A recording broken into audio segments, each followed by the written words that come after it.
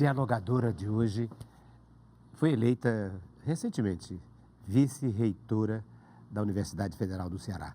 Ela que tem toda uma trajetória na Universidade Federal do Ceará, porque ela é graduada pela Universidade Federal do Ceará em Engenharia Química e também tem mestrado, não na Universidade Federal do Ceará, mas em São Carlos, na Universidade lá de São Carlos, em São Paulo, e doutorado também em Engenharia Química, na Universidade do Porto, em Portugal. Mas toda a vida dela de professora, ela é professora titular de onde? Da Universidade Federal do Ceará. E agora, aquela menina que já foi apresentadora, como criança, de programas, de aulas de religião, aqui no Canal 5, é agora a vice-reitora da nossa principal universidade, uma das maiores universidades do mundo, pelo ranking do Brasil e fora do Brasil, pelo menos na América Latina. Me refiro, então, à professora Diana Azevedo, ela, a nossa dialogadora, que nos honra com sua presença. Tudo bem? Voltando à cidade, Ricardo. Voltando a esta cidade chamada Voltando à TVC. TVC. Vamos começar então por aí? Vamos que você começar foi por uma aí. criança como apresentadora dessa televisão. Que É verdade. coisa inusitada e linda. Hã? Então, eu acho que eu tinha uns 13, 12 anos de idade. Hã? E fazia parte do grupo de jovens São Vicente, da paróquia de São Vicente de Paulo, que é bem aqui próximo à TVC. Sim, do Dionísio Torres.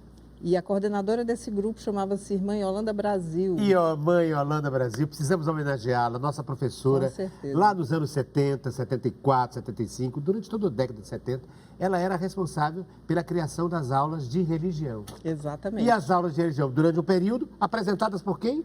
Por uma menina chamada Diana. Ela garimpava, não é, jovens talentos dentro do próprio grupo, em que a gente exercitava falar em público, estudos bíblicos, ser comentarista na missa. Eu fui muito comentarista nas missas, e então ela garimpava aquele pessoal que gostava mais de falar em público para essas aulas de religião.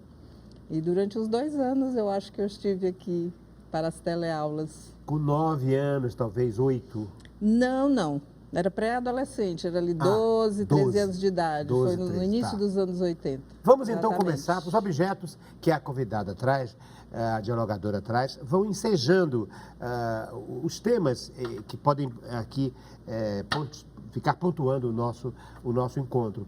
E como ela está falando de religiosidade, eu acho que o primeiro podia ser a Pietà, não é? Me dá Com aqui. certeza. Me dá aqui. Por que você trouxe? Para quê? Para pouquinho pautar pesado. que tema, hein? Para Antes- pautar, você disse muito bem, o tema Religiosidade? Religiosidade. Formação católica. Isso. Então, fui estudante do Colégio da Imaculada Conceição, até mais ou menos a 6ª série do ensino primário. E, devido à minha família vir morar aqui para Varjota, eu fui para Colégio Batista, que não deixa de ser cristão também. Sim, não é católico, mas é cristão. Mas foi mais ou menos a mesma época em que eu ingressei no grupo jovem da paróquia de São Vicente de Paulo. Meus pais, minha família tem tradição católica. E Nossa Senhora, para os católicos, sempre é uma figura especial. Sim. Mas eu achava todas as denominações, Nossa Senhora de Lourdes, de Fátima, embora tenham suas diferentes, eu achava todas iguais. A Pietà sempre teve um fascínio para mim. Por quê? Por quê? Porque a gente vê uma mãe numa situação muito particular e muito não natural. Ela está acabando de tirar da crucificação o filho, né? Exatamente. E está no Então, colo. Está no seu colo. Uhum. Então, eu imagino, o sentimento de total abandono desse momento. É um filho morto, né? É um filho morto. É um luto, É um luto. é socorrer um cadáver, né? Abraçar um cadáver. Sim. E a formação católica, em que medida ela faz um atravessamento na sua visão de mundo, na sua ética, na sua visão política, inclusive? A religião católica, ela acaba me trazendo muito um sentimento que eu carrego, que é o de empatia. É o de se colocar no lugar do outro. E a própria campanha que nós tivemos agora para a reitoria, isso pautou muito as nossas conversas com a comunidade. Então, é você estar no lugar do outro, e o outro hoje, dentro da própria Universidade Federal do Ceará, não é o outro quando eu entrei lá nos anos 80, que era uma escola de elite, era muito criticada, inclusive, porque só quem tinha condições de passar no vestibular é quem tinha tido acesso a uma educação particular, cara. Então, a elite se perpetuava, digamos assim, dentro da inteligência cearense. E com o advento das cotas, a gente tem uma comunidade completamente diversa dentro da nossa instituição. Quer dizer, E às vezes é preciso se colocar no lugar do outro, porque as realidades são totalmente diferentes. Exatamente, é isso que eu estava me lembrando. Que o outro não é simplesmente os outros, não é? Mas é o outro no sentido do diverso, do diferente de mim, né? Inclusive socialmente, de formação, e, portanto, exige uma empatia muito mais robusta, mais aprofundada, não é? De olhar alguém que não partilhou as mesmas estruturas. Exatamente. E os mesmos privilégios, às vezes, exatamente. Não é? Você se colocar, fazer esse exercício de se colocar numa situação que não foi a que você viveu. Não é o lugar, você não vem desse lugar. Exato. E, portanto, a pessoa pode não reagir, não ter os comportamentos, as reações que você acha que ela deveria ter. Porque ela viveu uma outra realidade diferente. E isso, então, essa sua formação e essa sua compreensão ética em relação ao catolicismo, vai repercutir em política pública que a universidade absorve. Sim, porque as cotas vieram, mas a universidade, os seus técnicos, os seus professores, talvez não se prepararam também adequadamente para isso. A gente ainda está vivendo essa transição de ter que entender que eu tenho uma pessoa dentro da minha sala de aula que pode não ter dinheiro para almoçar se não houver um restaurante universitário. E ninguém aprende com fome. Então, a gente está se preparando ainda, e na campanha o Custódio dizia uma coisa muito interessante, né? Que hoje em dia, durante muito tempo se dizia que entrar na Universidade Federal do Ceará era muito difícil em relação às outras universidades. Hoje em dia, às vezes é difícil até se manter dentro da instituição, muito mais do que ingressar dentro dela. Então, esse exercício de empatia que eu tento, pelo menos, trazer comigo, eu acho que ele é muito necessário quando você trabalha com o público. Né, você se referiu, então, ao reitor reeleito, o Custódio Almeida. Custódio Almeida. E se referiu à irmã Yolanda, que era uma figura escolhida naquela época por um homem que tinha esse pensamento também, um pensamento de esquerda, um pensamento de inclusão e de inclusão do diverso, que é o professor Gerardo Campos, que aliás tinha sido padre e que era o diretor pedagógico. Portanto, a experiência, acho que mesmo quando pré-adolescente você teve aqui na TV, corresponde a essa visão que você agora começa a implantar como vice-reitora da Universidade Federal do Ceará. Muito bem, a Mater Dolorosa. A piedade, a compaixão. A compaixão. A compaixão. A compaixão que na raiz da palavra é sofrer junto. Compaixão. Sim, compaixão, sofrer junto. Sofrer junto. E a empatia que se colocar no lugar do outro, né? E a figura de Cristo, que tem sido tão vilipendiada, me permita dizer isso, aqueles que não discordam, que discordam disso, mas tem sido tão associado a armas, a violência, a tudo que é o anticristianismo, a anticristandade, né? É verdade. Não é verdade? Porque esse Cristo do qual nós estamos falando é um Cristo de empatia o tempo todo, claro. né? Claro. De inclusão. Um Cristo de inclusão. Quem está acompanhando as leituras da Igreja Católica nesses dias está vendo um Cristo que chama o cobrador de impostos para comer com ele. Que fala para a mulher pecadora, né? Alguém te condenou, eu também não te condeno. Então, teve atitudes que escandalizaram na época, exatamente por se colocar no lugar do outro, por incluir a todos, né? E por não compactuar com o status quo dos fariseus, né? Os sepulcros caiados, que eram muito belos por fora, mas por dentro eram amargura, crítica e muitas vezes tinham uma atitude de reprovar algo que eles mesmos faziam. E que tramaram a morte de Cristo. E que tramaram a morte de Cristo. Não é? Tramaram os poderosos, não só os poderosos no sentido da política, mas no sentido também da religião, os quais eram incomodados, né? Pela prática, né? De convivência social desse Cristo que você me traz e que pauta, então, o sentido da cristandade. Agora, outra questão que me parece poderá estar implícita aqui no fato de você trazer o Cristo, a Mater Dolorosa, e ter sido a apresentadora de um programa de religião e ter estudado num programa, num colégio religioso, numa escola religiosa, é falar sobre o ensino. Acho que tem a ver com você também, porque você é professora da universidade. O ensino religioso é uma outra questão, porque muitas vezes o ensino religioso não inclui a diversidade. É verdade. É verdade. Esse é um bom tema, Esse é um bom tema. Um bom tema de controvérsia para você. É um bom tema. Um controverso para você falar. Né? Você me coloca em cada situação, Ricardo. Pois é, porque eu entendo o diálogo não como uma entrevista pré-pensada. Eu não tenho nenhuma pergunta pensada antes. Sim, é a partir daqui. fluindo. A partir daqui, você me pauta e eu pauto você. E então me ocorreu essa ideia, juntar essas duas imagens. Mais uma vez, os 30 anos que eu completei agora, dia 29 de junho, de universidade, me ensinam muito. Porque quando você vive o tempo inteiro dentro de um lar católico, estudando em uma escola confessional, frequentando um grupo de jovens, indo à missa todos os domingos, muitas vezes você tende a ter uma visão muito particular das coisas. O exercício de empatia te traz de fora do teu lugar. Às vezes muito parcial e muito passional, né? Sim. Essas escolas, às vezes, muito isoladas. É verdade, mas você começa a se dar conta quando você convive com o diverso. Né? Então, quando eu fui para o Colégio Batista, por exemplo... Pois é, uma católica do Colégio Batista? A católica no Colégio Batista, para desespero dos meus pais, porque eu comecei a ter muitos amigos crentes, como se dizia na época, ter um namorado crente, e daqui a pouco essa menina vai se converter. Aham. E foi muito engraçado uma cena particular em que eu convidei os meus amigos evangélicos, ou crentes, como a gente chamava na época, para ir à missa, porque minha mãe dizia, crente não vai à missa de católico. A gente vai lá no culto deles, mas eles não vão na nossa missa. Eu consegui levar 5 amigos lá, crentes, um deles, inclusive, estudando para ser pastor presbiteriano, para a missa. E isso, no primeiro momento, causou estranheza, né, lá na minha casa. E de lá para cá a gente vai convivendo agora com gente de religiões de matrizes africanas, com pessoas que não têm religião nenhuma, que são agnósticos e que muitas vezes nos dão aulas de humanidade. E de fraternidade, é verdade.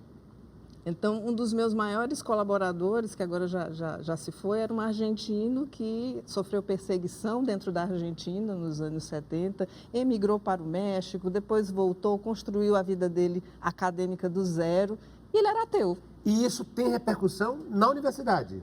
Mesmo que a universidade não tenha necessariamente, embora ela tenha em filosofia, em história da religião, ela tem ligações diretas. Mas independentemente, mesmo estudando química, por exemplo, que é a sua área tão específica, não é?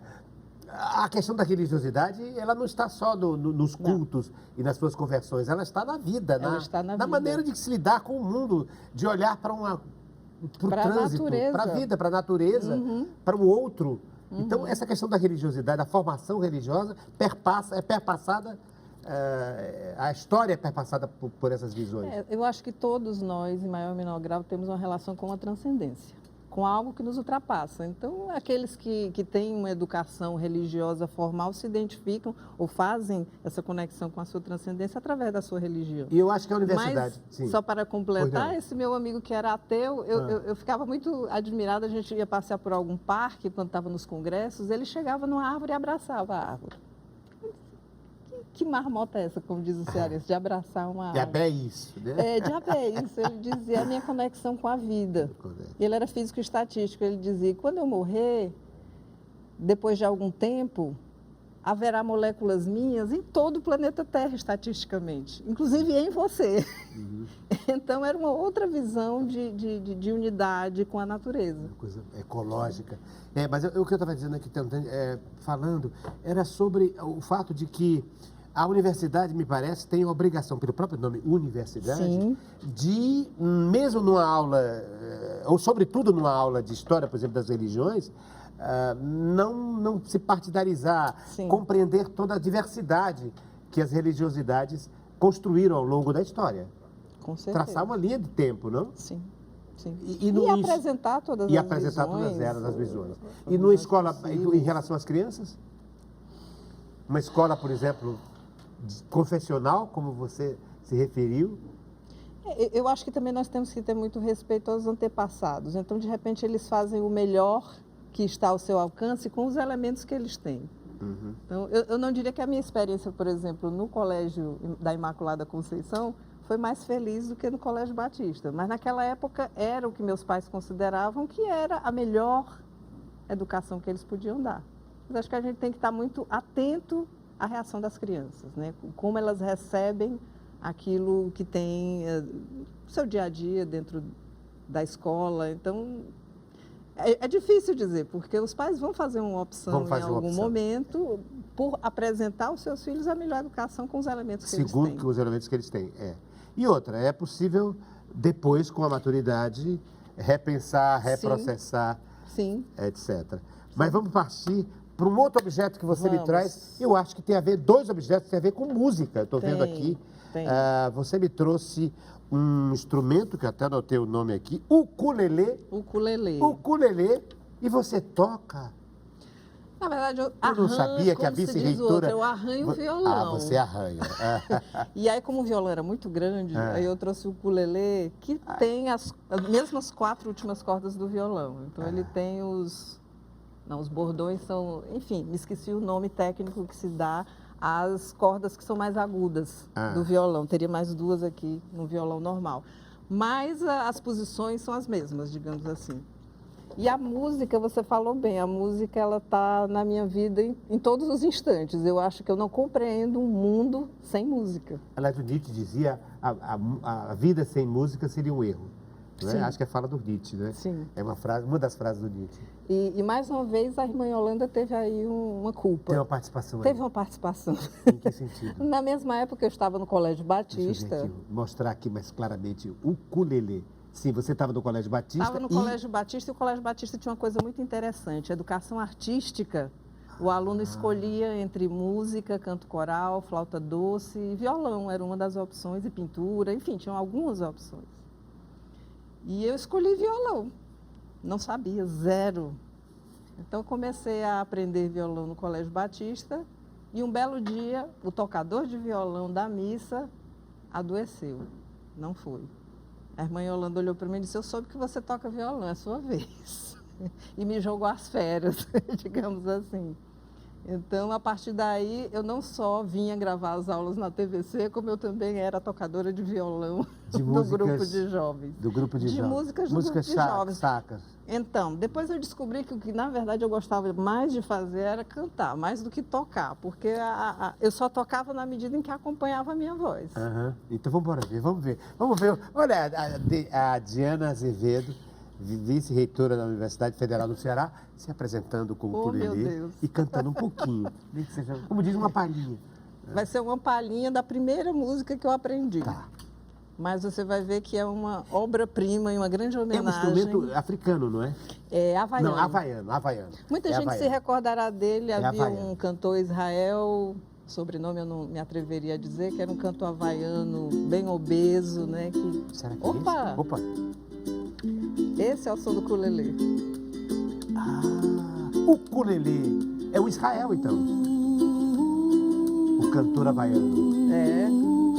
Aquela música clássica Somewhere Over the Rainbow, que ele tocou uma versão havaiana. Acho que é a Judy Garland que canta essa música. É, no filme. E ele é o seu...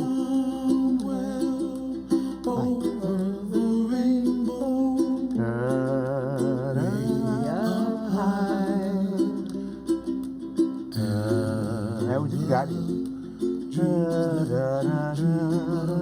A versão original, obviamente, é bem mais sinfônica e tal. E ele trouxe E fez um toque sucesso havaiano. também em português.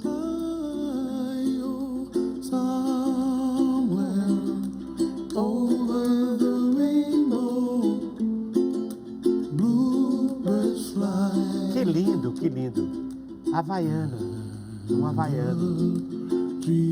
E aí você se encantou com esse instrumento? Não, na verdade, eu não me encantei com esse instrumento. Esse instrumento, eu tenho 3 filhas. E das 3, as 3 tocam um pouco de violão, mas a mais nova é a que mais se encantou por música. Então, além de violão, você se encantou mesmo foi com violão. Depois é que migrou agora pro ukulele. E vai tocar um pouco, é isso? A mesma música? Não. É a mesma? É outra? Quando olhei a terra ardendo, qual fogueira de São João, eu perguntei a Deus do céu, ai, por que tamanha judiação? Eu perguntei céu, ai, por que tamanha judiação? Acho que Luiz Gonzaga nunca pensou que a música deve ser tocada com ukulele. Pois é, essa foi a primeira música que eu aprendi. Asa Branca, né? É Asa Branca. Asa Branca. Que braseiro, que fornalha, nenhum pé de plantação. Por falta d'água, perdi meu gado, morreu de sede meu alazão. Que lindo, não? É um instrumento havaiano, então. Sim. Tocado agora com a música que é um hino, uma espécie de hino informal do Nordeste. É verdade. Asa Branca. Asa Branca. Mas você então, você falou então que o que você queria mesmo, depois você descobriu que não era ser violonista, era ser cantora. Sim. Porque você aprendeu violão para poder acoplar ao violão e as notas do violão o seu instrumento vocal, que eu nunca tive a habilidade de aprender o violão clássico, que realmente você dedilha, e que é o caminho por onde a minha filha tem trilhado. Então, eu só aprendi o instrumento na medida em que ele me ajudava, em que acompanhava o canto. E o que você acha, Diana, que a música, naquela palavra do nosso Nietzsche, de que é um erro não ter música, de que é uma linguagem acima do racional, é uma coisa imponderável, que atravessa todos os idiomas e que atravessa, inclusive, a possibilidade de compreensão. Em que medida isso, essa loucura, entre aspas, que é a música, é basilar na sua formação como pedagoga, como uma pessoa hoje, como gestora pública que você é? É interessante, porque a música te leva para lugares, é como os livros, numa certa medida, né? Porque te leva para sensações, para lugares. Música marca momentos, né? E é como você falou, música realmente é universal. Eu me recordo... Né? Sim, e apesar de, obviamente, cada pessoa ter seus gostos particulares, é uma linguagem universal. Eu me recordo uma vez voltando da faculdade para casa de ônibus. Então, parei ali, a gente trocava de ônibus na Praça José de Alencar. Por coincidência, havia ali uma apresentação de uma orquestra sinfônica com o maestro Isaac Karabichevsky. Os Concertos da Juventude, chamava-se Isaac Karabichevsky. Sim. Concerto para Só que estava ao vivo lá a movimento orquestra, tão lindo, o pessoal né? passando e indo. De tornar a música erudita palatável, né? Permeada. Exato. E como ela toca. De repente você, mesmo sem instrução ou sem uma prévia formação, aquela sequência de notas lhe toca profundamente. E ele fez uma coisa que ele fazia muito, que era engraçado, pegava alguém aleatoriamente da plateia para conduzir a orquestra. Para reger a orquestra. Para demonstrar a importância do maestro. Que lindo, né? Que lindo. A importância Isaac do maestro. E você teve uma experiência mais curiosa ainda, porque você juntou religiosidade com música. Foi, não é verdade. Porque você tocava na missa, você tocava em rituais sagrados ou consagrados, sim, né? Sim. A religiosidade são duas coisas de dimensão imponderáveis, né? E foi através disso também que... A música e a religiosidade, estou falando. Sim. E a transcendência. Não, eu ia dizer que a música também traz esse componente de transcendência. Ah, é? Sim. Em que medida? Como? Em que medida? Não sei se eu saberei me expressar. Mas um grupo de jovens, dentro do grupo de jovens maior, começou a se reunir... Então. Deixa eu misturar aqui o símbolo da religiosidade católica e o violão. Diga, mas continue, por favor. Um grupo começou a se reunir informalmente para cantar hinos religiosos. Só que na época, agora qualquer rádio que você abra tem música gospel, como o pessoal chama, né? E cantado com instrumentos, e é samba, e é em vários ritmos. Na época não, a gente tinha basicamente um domínio dos religiosos, das religiosas, dos hinos que se cantavam na missa. E a gente queria, como jovem, ouvir uma música que falasse de Jesus ou de uma mensagem cristã, mas em outros ritmos. Hoje em dia isso é comum, mas na época ninguém pensaria em um forró, ninguém pensaria em um arranjo a 4 vozes. E nós começamos a formar um grupo que hoje em dia existe, é um grupo que se chama Grupo Recado, que hoje é um dos mais antigos grupos de música gospel. Eu participei apenas dos 2 primeiros anos de fundação. E cantava o quê? O que é que cantava? Mais uma palhinha. Era música popular, na verdade. Ah, era música popular? Música popular, estilo popular, mas com mensagens. Com mensagens católicas, cristãs. Exatamente. Se lembra de alguma? Algum trechinho? Vê se eu me lembro, se eu conheço, será? Acho que não. Acha que não? Porque eu me lembro de muitas músicas cantadas na missa, né? Eu também tenho formação de cultura católica. As pessoas enfim, principalmente da Renovação Carismática Católica, vão se lembrar de algumas dessas canções. Mas imagino, não sei. Não se lembra de algum versinho? Lembro, deixa eu ver. Vê se lembra. Deixa eu ver se Nos eu últimos consigo. instantes da primeira parte do nosso diálogo com a Diana Azevedo, a vice-reitora da Universidade Federal do Ceará. Um trechinho só, Diana. Não quero explorar você tanto. Mais do que já estou explorando. Porque sem ser com violão. Não, mas pode ser a capela também. Tinha uma que era assim. Me enviaste, Senhor, a te propagar entre lobos, qual cordeiros, o destino a desafiar. Que é justamente quando Jesus manda os discípulos para que propaguem a sua mensagem. O nome da música era Me Enviaste, Senhor. Dentro da comunidade ficou muito conhecida. As minhas são mais antigas, porque eu sou mais velho do que ela. Eu me lembro das músicas cantadas na liturgia. Tão sublime sacramento. Não, também não, acho que é bem antes. Nós somos a família reunida. Essa é a casa de Deus. Enfim, era bonito porque eu venho de uma família de formação religiosa, católica, mas de um pai comunista.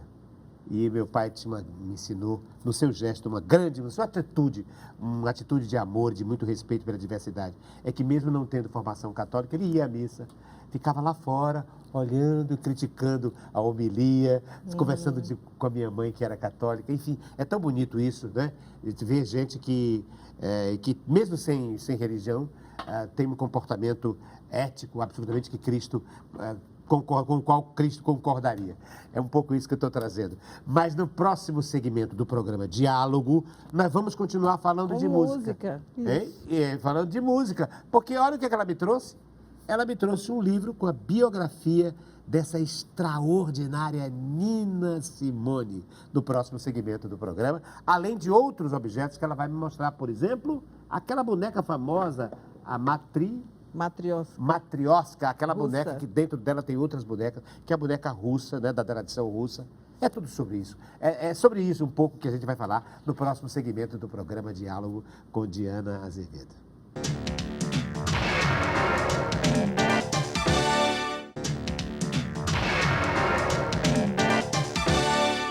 No programa Diálogo de hoje, a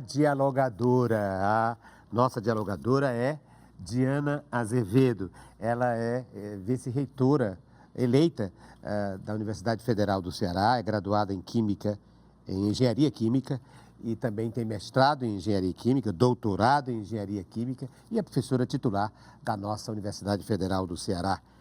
Ela que tem experiência, ela tem doutorado na Universidade lá do Porto, na Universidade de São Carlos também, em São Paulo, além, claro, da graduação e da toda a vida de professora na Universidade Federal do Ceará.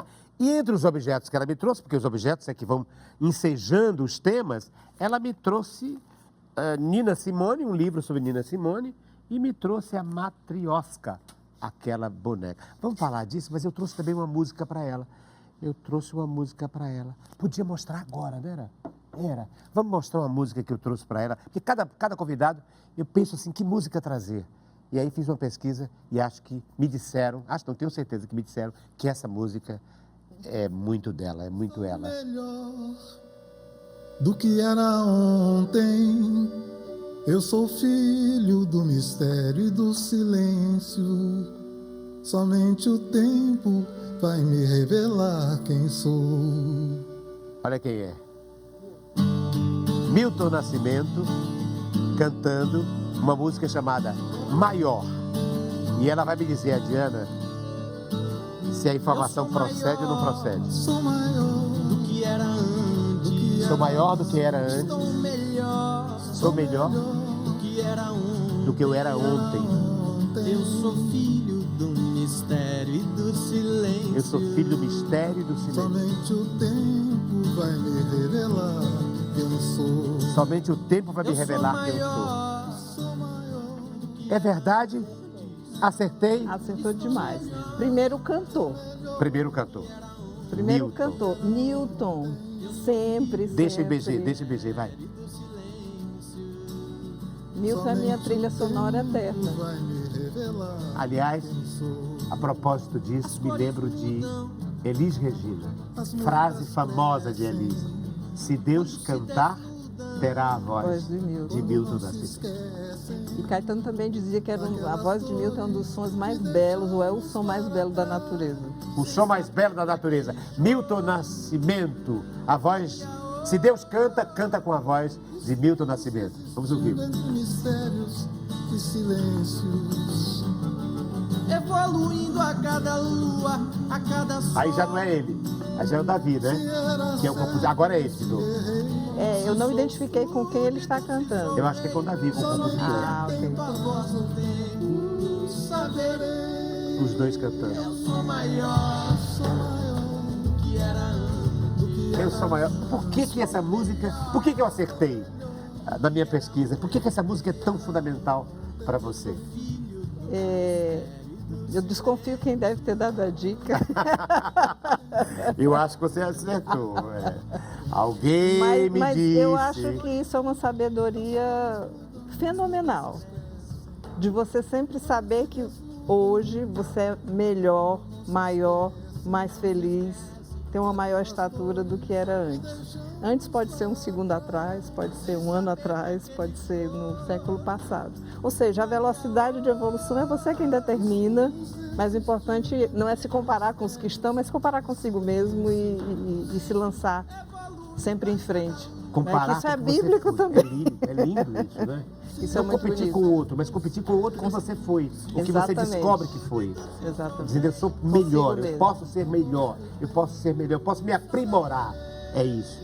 E isso, então, é um lema da sua vida, Sim. Diana? Sim. Não só da minha vida, como de algo que eu tento passar para não só as minhas filhas, mas eu já diria, centenas de filhos acadêmicos que eu tenho a oportunidade Como e o orientadora, prazer claro, de tese, orientar, de dissertações, lecionar. De Sim. monografia, de lecionar, né? E Milton é impressionante. Milton. Eu tenho fases de cantores, então tive a fase Geraldo Azevedo, depois tive a fase Flávio Venturini, aí vou enjoando. Mas Milton é eterno, Eu sou maior, como é?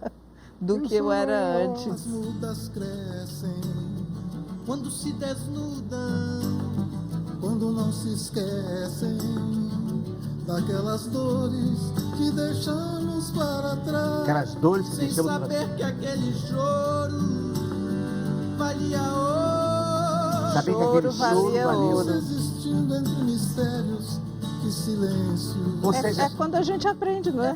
ou seja, não é só ser melhor e superar o que você já foi, mas é ter um olhar também sobre o passado e dizer, aquilo que eu sofri valia ouro, aquilo foi que me ensinou, aquilo é Ter aprendizado. compaixão consigo mesmo. Compaixão consigo mesmo. Isso me remete muito à Nina. A Nina? Sim. Nina Simone. A Nina se reinventou, né? É verdade. Aliás, ela dizia uma frase linda, é preciso compreender, mais ou menos assim, é preciso se levantar da mesa quando a gente compreende que o amor não está Não sendo está mais servido. mais servida, exatamente. E ela sofreu isso na pele, ela Muito. teve um casamento, uma relação abusiva, né, agressiva, e ela conseguiu se reinventar para ser melhor do que ela era antes. E mesmo antes, não é? Então, salvo engano, na história dela, ela teve acesso ao piano na casa de uma senhora para quem a mãe dela trabalhava. Uma realidade que aqui no Ceará a gente conhece muito, né? Uma mulher negra. Não, e ela vem também de uma religião, de um trabalho de Sim, música com religião, sim, não é? sim. Se não me engano, é protestante, não é? Sim, sim. Ela tocava em também. cultos, não é? Isso. E foi descoberta... E sempre quis ir, e teve essa mecenas, digamos assim, né? Que Sim. ofereceu o piano, as primeiras lições.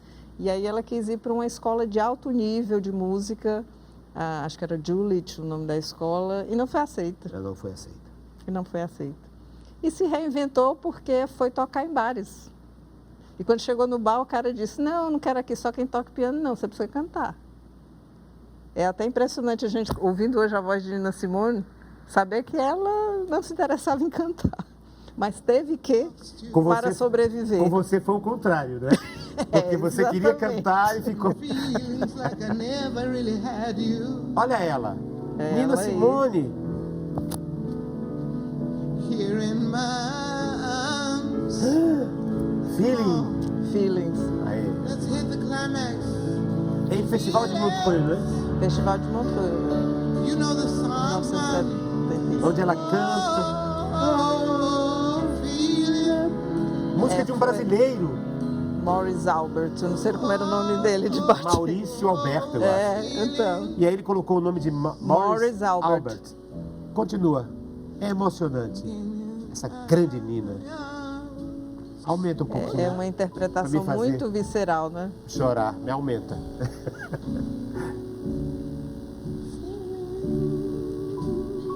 Que intérprete. Ela tá no auge, de repente.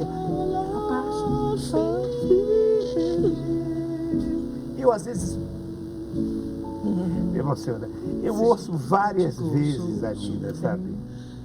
Quando eu estou triste ou quando eu preciso ficar triste. De ver essa grandeza dessa extraordinária Nina Simone. E a coisa que eu mais gosto é essa. Quando eu a vejo tocar. Eu acho que ela está no auge, sabe? Sim. Acho que ela está com um vestido branco, assim, parece uma princesa africana. E ela já tem passado por tudo, ela já está, né? Sim. Ela já tem voltado para aquela casa onde ela era, onde ela foi criada, né? Ela já tem se separado do primeiro marido. Ela está no outro momento. Acho que tudo isso é que me emociona. Mas por que que a Nina marca tanto você a ponto de trazer um livro tão lindo Então, sobre Nina Simone? eu quis trazer um objeto que Esse autor representasse aqui meu... Tracy Tracy Todd. Não, Todd. eu realmente não conheço. Não conhece. Na verdade, eu achei o livro muito visual, muito de bonito. Christian Hobson é a ilustração. Vejam aqui. Vamos ouvir um pouquinho no fundo em BG a nossa Nina cantando Feeling, feeling. Então, isso foi um presente do meu genro, porque todas as vezes que ele ia lá para casa namorar a minha filha, ia jantar, a trilha sonora em geral passava por Nina Simone, cedo ou tarde. Então, como eu quis trazer aqui um objeto que simbolizasse meu amor pela música, veio o ukulele. Mas quando eu comecei a pensar, vou levar um disco, ninguém nem mais tem disco, né? Nem CDs, nem vou levar o Spotify. Não, vou levar o livro da Nina Simone, porque como Milton, digamos que ela é a minha versão feminina de cantora, que é a minha trilha sonora eterna. Que intérprete, que coisa linda. Além da voz, né? Da presença e da coragem. Sim, coragem. E esse show aí que está passando em Montreux, ela fala com o público, ela manda o público cantar, ela manda o público se calar. Ela fala da vida dela. Quando ela diz, eu gostaria de nunca ter encontrado você, garota, né? Na letra. I wish I had never met you. Ela diz, eu queria nunca ter encontrado você, garota. É um desespero essa letra de amor, de alguém que atravessou a vida, de alguém que precisa recompor o seu próprio passado. E foi uma grande ativista também dos direitos e uma grande ativista dos negros e mulher. Mulher negra é uma interseccionalidade cruel, ainda hoje. Ainda hoje. Né? Porque ela junta aí dois preconceitos gravíssimos, né? Sim. Preconceitos não, crime, misoginia, né? E preconceito e racismo. Misoginia e racismo. É mais do que preconceito. E como nós estávamos conversando antes, né? Nós nos descobrimos racistas, nós nos descobrimos, eu, mulher, misógina muitas vezes. Então, até bem pouco tempo eu praticamente não ouvia cantoras mulheres. Estamos todos em construção, razão, né? Em reconstrução. Todos em reconstrução. Em reconstrução. E que bonito a gente ter alguém na universidade pensando assim, não é? Porque a universidade vai receber tudo isso, ela vai ter que administrar todas essas questões. Inclusive do ponto de vista do pensamento, né? As teses, as monografias, as dissertações. Já há uma tendência de pessoas que se colocam, de pesquisadores que se colocam para analisar sua própria sua própria experiência, a sua própria vivência. Então é por isso que você, além da cantora, além do talento, essas questões sociológicas, digamos, mobilizam você para amar tanto a Nina? Sim. De uma certa maneira também eu me vejo em algumas posições, não me inspiro nela, na coragem que ela tem, porque eu venho de um meio, por exemplo, muito masculino, as engenharias. Sim, engenharias químicas, as engenharias. As engenharia química. Não só a química. A engenharia química das menos desiguais. Uhum. Mas se você for para a engenharia mecânica, engenharia da computação, já entre os alunos de graduação você tem tipicamente 30%, 20% de meninas. E à medida que você evolui aí na carreira, dentro do mercado de trabalho, como CEO de empresas ou como pesquisadora de ponta, como ministra, elas desaparecem. Como se aquele fosse um campo de masculino, né? Dos homens. Esse não é o seu lugar, né? Isso. Vai estudar outra Exatamente. Coisa, né? Humanidades, por exemplo, outra, letras, sei lá, artes. Uhum. Mas engenharia química, não. E nisso você se identifica, então, sim, com essa luta. Sim, sim. E a gente naturaliza muito, né? Essa luta caiu no meu colo desde 2015, quando eu assumi a vice-diretoria de uma escola de engenharia. Foi a primeira. Depois de 50 anos, dentro da universidade, se você for me visitar, na vice-diretoria, vai ver uma galeria bonita, tem 18 homens, 18 fotos de homens. E sequer uma vice-diretora havia sido escolhida até 2015. E também como... Por quê, né? E vice-reitora também não tem, você é a primeira. Vice-reitora nós tivemos, pro tempore, se não me engano, a professora Maria Pitombeira, que foi... a Maria Pitombeira. Isso. Mas não foi pro tempore, não foi? Eu acho que foi pro tempore. Não foi... Salvo engano. Uhum. Eleita. Não. E poderá ser a primeira reitora da Universidade Federal do Ceará. Vamos com calma, né? Vamos com calma. Vou fazer um estágio agora de 4 anos. E ainda tem a reeleição do Custódio Almeida. Existe ainda essa possibilidade. Né? Mas seria lindo. Eu me lembro que participei da tentativa, algum tempo atrás, de eleger a primeira reitora da Universidade Federal do Ceará, Sim, que era a professora Ana Iório. Uhum. Mas depois ela perdeu essa eleição para o professor Ícaro. Grande figura, extraordinária figura, linda, de uma grandeza imensa, não só na campanha, como depois que foi eleito, e que fez um trabalho tão bonito, e infelizmente tolhido pela morte dele prematura, o professor Ícaro. Mas olha, além da Nina, você me trouxe outra feminina, outra figura feminina. Você me trouxe a Matrioska. Por quê e para quê? Você sabe, Ricardo, que eu venho de uma família muito masculina. A família do meu pai, da minha mãe. Meu pai tem 10 irmãos e 3 irmãs. Eu sou a filha mais velha de 4 filhos, todos os outros homens. Então, para mim, foi uma linda surpresa eu ter 3 filhas. Saiu do universo. Sim. Amenizou o universo Sim. masculino. E eu gosto muito da figura da matrioska, porque são, em geral, nem sempre, mas em geral são figuras femininas. É uma dentro da outra, é uma boneca uma russa dentro da outra. que você vai abrindo. Deixa eu ver se eu estou certo, é assim mesmo? É isso mesmo, pode ir abrindo. Se você abrir essa outra... Agora eu abro essa outra e dentro dela tem... Por isso que ela é matrioska, né? Ela é matriz, ela é mater, né? Isso. Ela vai parir, como se ela fosse parindo outras mulheres dentro dela. E essa história de ser mãe de meninas, me deu essa ideia que nós somos muitas, nós carregamos dentro de nós o que foi nossa mãe, a nossa avó, a nossa ancestralidade. Enfim, a maternidade é algo único, eu acho, para qualquer mulher. E para mim, a experiência, vindo desse background de muitos homens, de ser mãe de meninas, foi assim algo bem especial. E ser mãe de meninas que sejam criadas para a autonomia. Porque a minha geração teve uma virada de chave, digamos assim, quanto à posição da mulher dentro da sociedade. Inclusive em relação ao fato de ser uma opção feminina, ser ou não ser mãe. Porque havia, num certo momento, né, uma mentalidade de padronização de que a mulher sem filho seria quase que uma traição à própria feminilidade. Sim. E hoje nós já entendemos isso como uma questão de autonomia da mulher, não? Uma mulher não deixa de ser mulher verdade. por não ser mãe? É verdade. Quero colocar aqui esse... Sim. Como eu trabalho com a contradição o tempo todo, sim. né? Você me trouxe a mãe Eu e vou aí lhe estou jogar colocando um esse outro elemento. outro elemento, exato. Mesmo as mulheres que não são mães, em geral, elas cuidam de algo. Elas são mãe, no outro sentido. Né? Elas Entendo. serão mãe de pets, elas serão mãe de plantas, como a minha filha é. A minha Mãe filha do mais marido, velha. às vezes. Mãe do marido, mãe, eventualmente, dos seus próprios pais.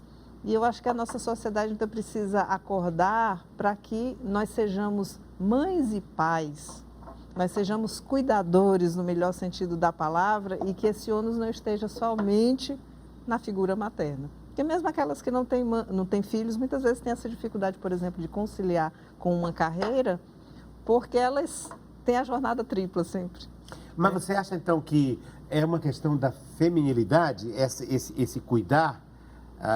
E aí, para trabalhar com a polaridade, eu traria a figura dos pães. É uma característica cultural. Né? É cultural. Eu acho que é uma Porque característica existem cultural. Existem homens-mães, não existem? Existe. Muito, não é? Existe.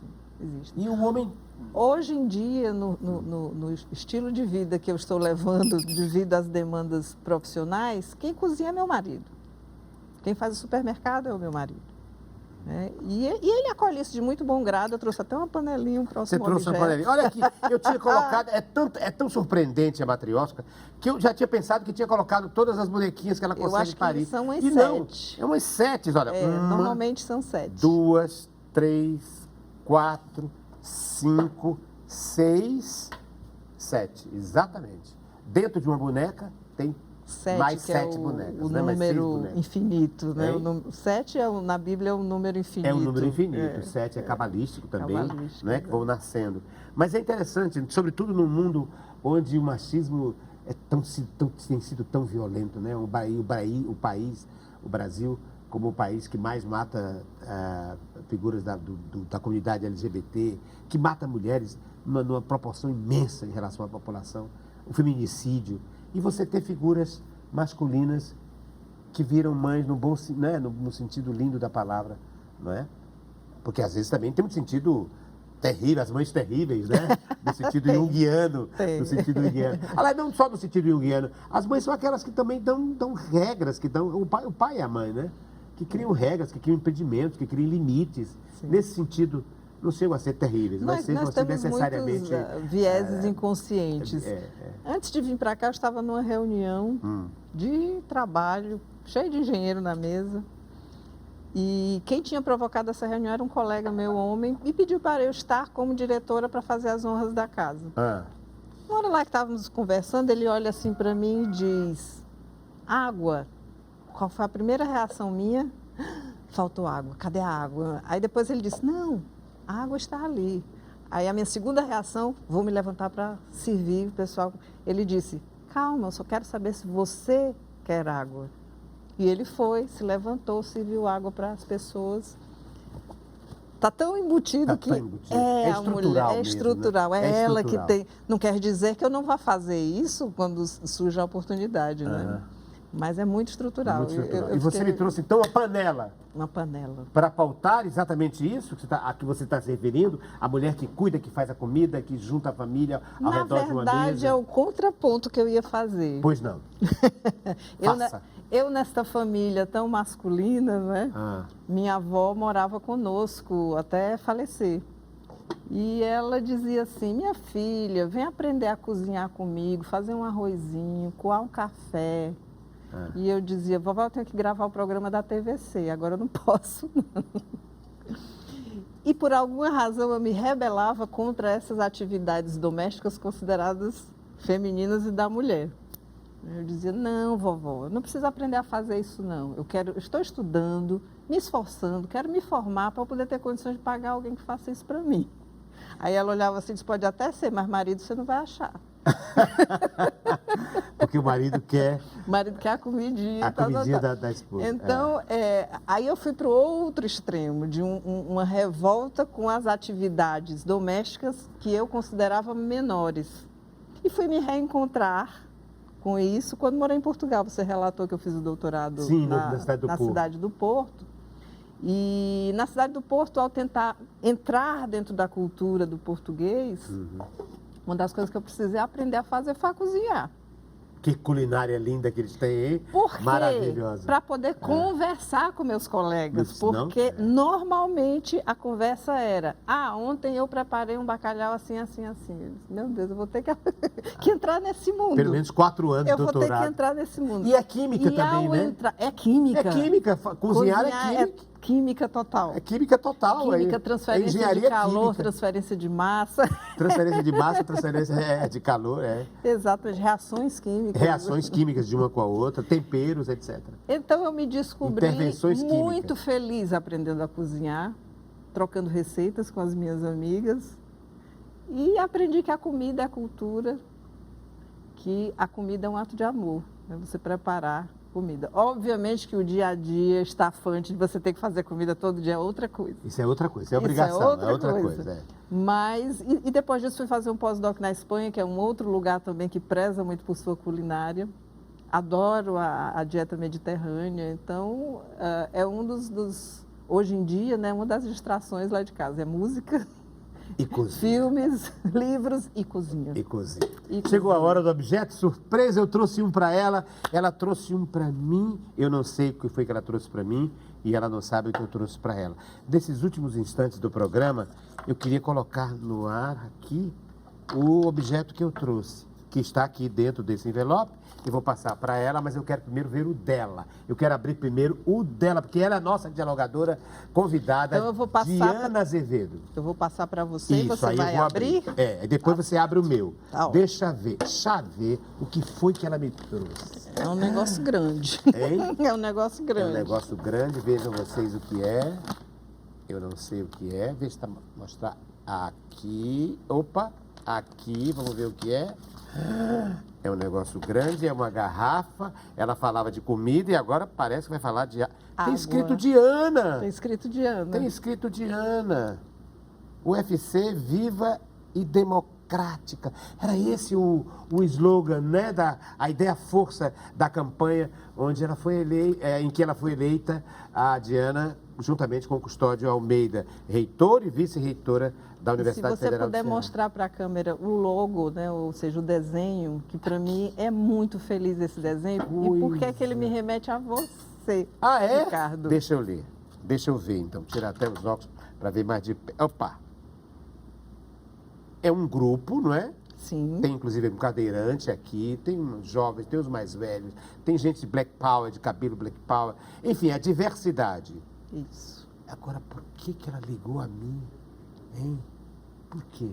Fala, Diana. Por várias coisas. Primeiro, porque você é meu colega. Apesar de já estar aposentado, você é meu colega de universidade. Da Universidade Federal do Ceará. Mas eu continuo lá como professor. Eu sei disso. Como professor colaborador.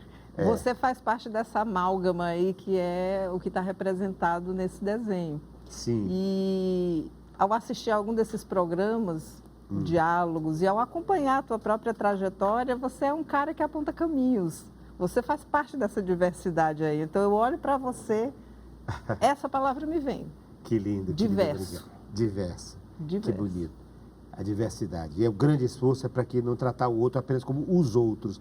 Não, como aquele diferente. É ele que aprende, né? O outro é o meu mestre. Aprendo com ele, né? O diferente é que nos faz aprender, né? E eu sempre digo, só pode ser professor quem tem vocação de eterno aluno, né? Com certeza. E dialógico, porque dar aula é diferente da conferência. Coração aprendiz. É coração aprendiz. Sempre. E dar aula é diferente de conferência. Conferência eu me sento lá na cátedra e falo, e as pessoas me perguntam e eu sou o centro. No aula, não, eu sou...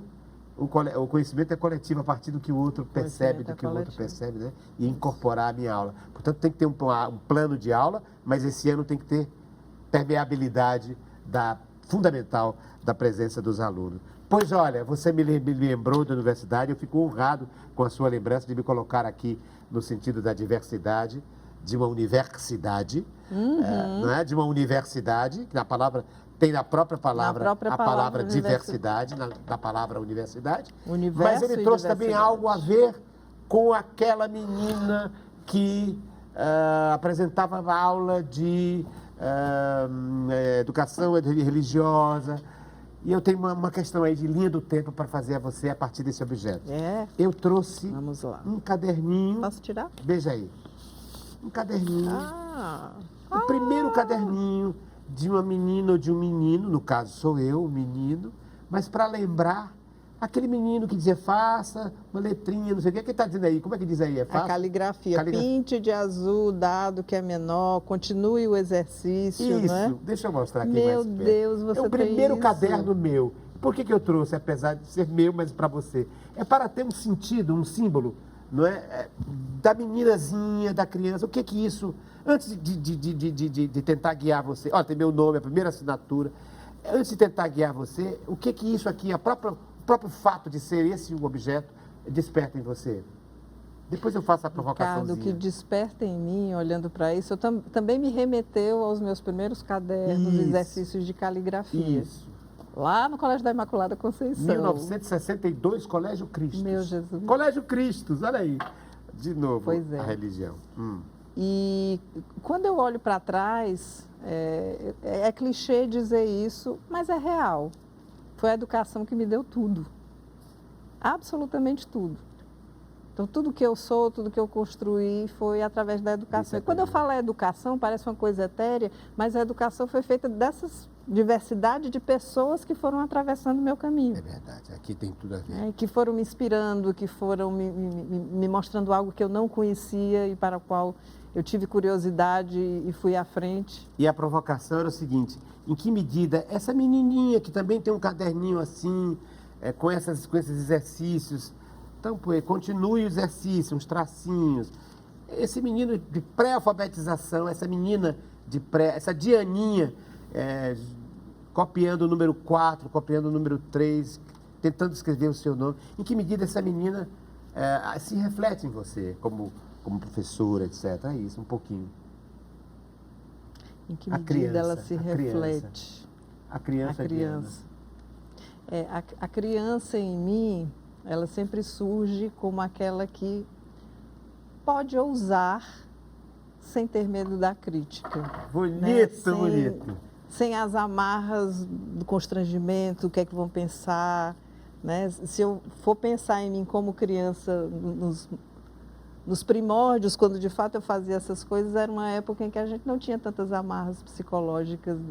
É preciso, a todos nós, continuarmos sendo criança. Resgatar a criança. Né? Não basta apenas ter tido uma infância, é preciso continuar a ser criança, com o espanto da criança e com essa liberdade a qual se refere a nossa dialogadora de hoje, a Diana Azevedo, a quem agradeço imenso pela participação e convido vocês a estar conosco no próximo programa, onde mais diversidade e mais diálogo teremos no programa Diálogo.